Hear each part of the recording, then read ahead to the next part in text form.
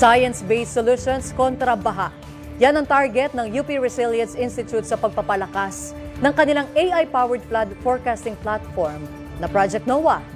Sa pamagitan ng 1 billion pesos na budget allocation ng DBM para sa proyekto, patataasin pa ang hazard map resolutions kung saan layo makita sa street level ang estado ng baha sa isang lugar.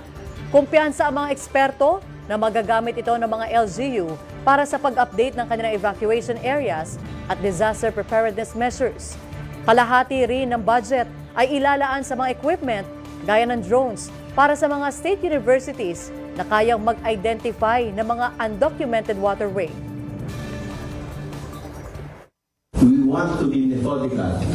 We want to have the best results, the most robust research, the most robust science to be applied in our work to help the country.